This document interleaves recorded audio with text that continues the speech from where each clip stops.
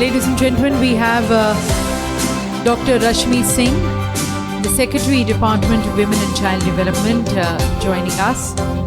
May I request Mr. Prashant Das to please accord her a green welcome and also present her a memento. Good evening, everyone, and the very distinguished guests on the dais and off the dais, where I find, very distinguished names and people over here, and with whom I've had the pleasure to interface at different points of time.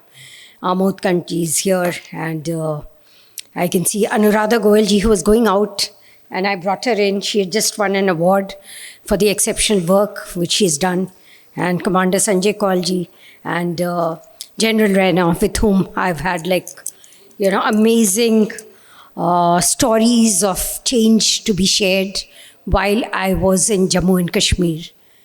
And CSR Times, which has been doing very consistent work in this sector, I would like to first compliment for bringing together people from so many diverse industry, and also recognizing people for their exceptional work related with CSR.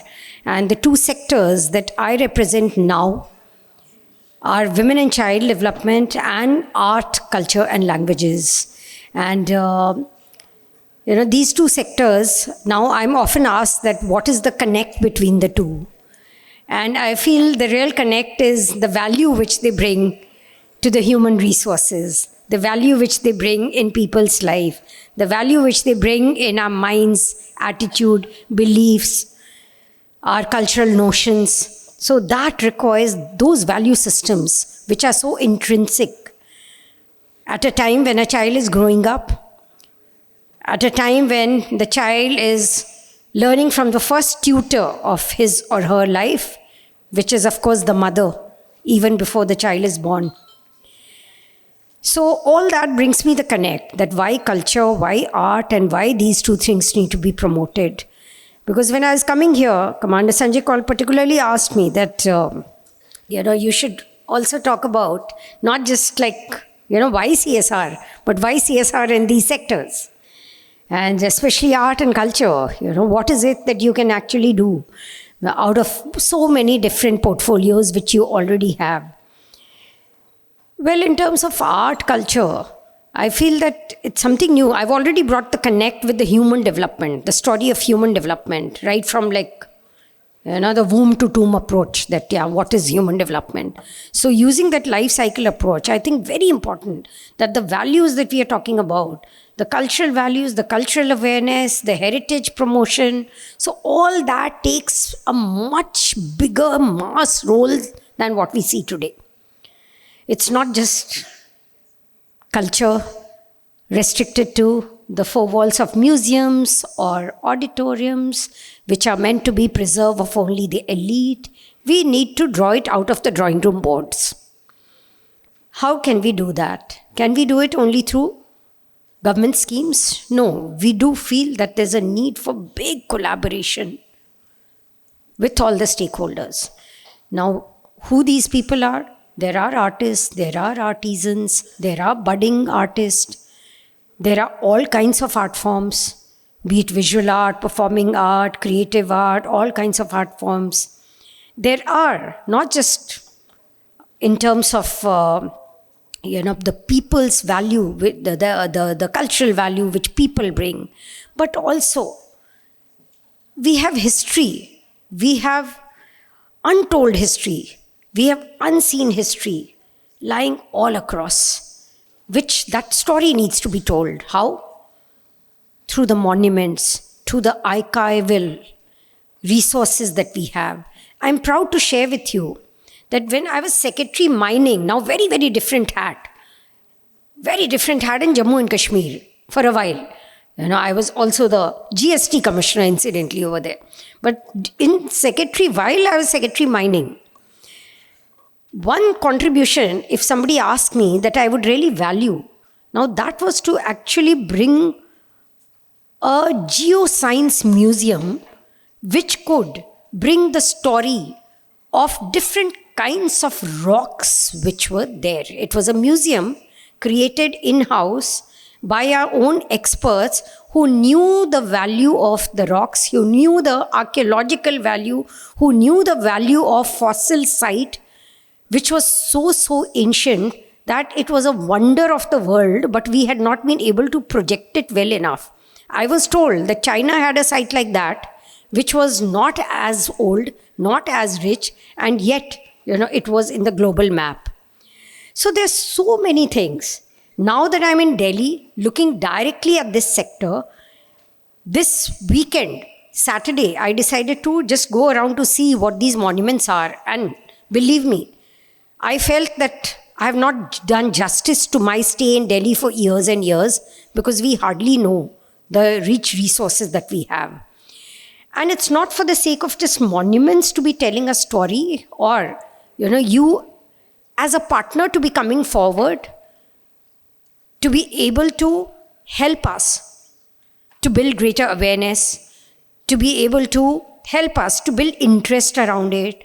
But rather, how I view your role is, how can we together create a better experience using these, rich resources? So it's not just a story, it's about the experience of people, which really matters right from the time that a child is growing up.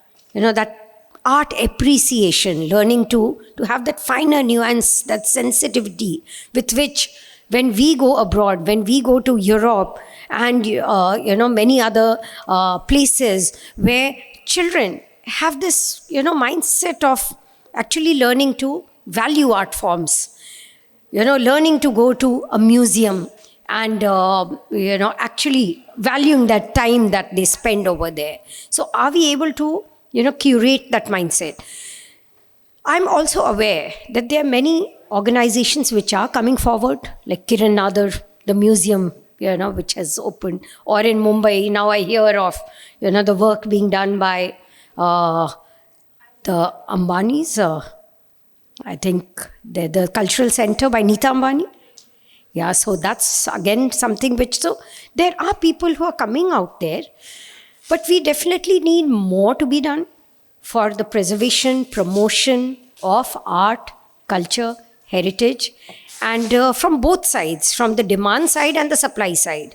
When I say demand side, to be able to, build that quest, build that interest, build that sense of engagement. So that will come, again, like starting from schools, promoting heritage clubs, heritage walks, competitions amongst children, fellowships, mentorships, that building the Guru Shishya Parampara. These are some of the examples that I can think of.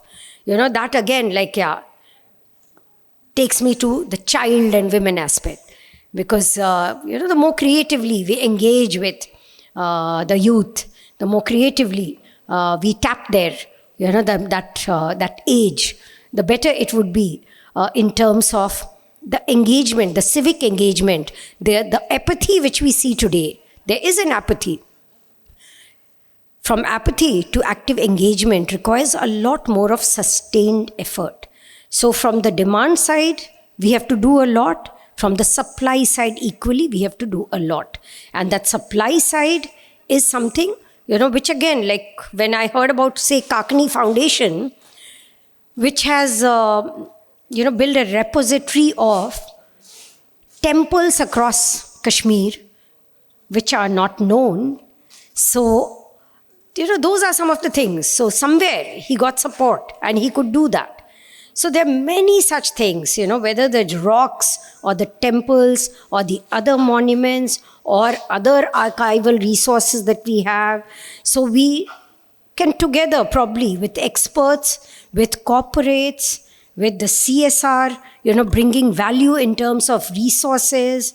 A lot can be done in this sector and we are always there. I know it's not the time for me to go into the depth and the details of what all you can do in, say, women and child, because I'm sure if Amodji, you have spoken, they would have known all about what they can do in the child rights sector.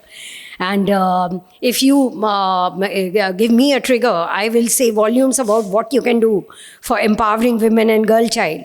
But this is not the time to bring that menu option. But I particularly focused on art and culture because not much is spoken about this sector.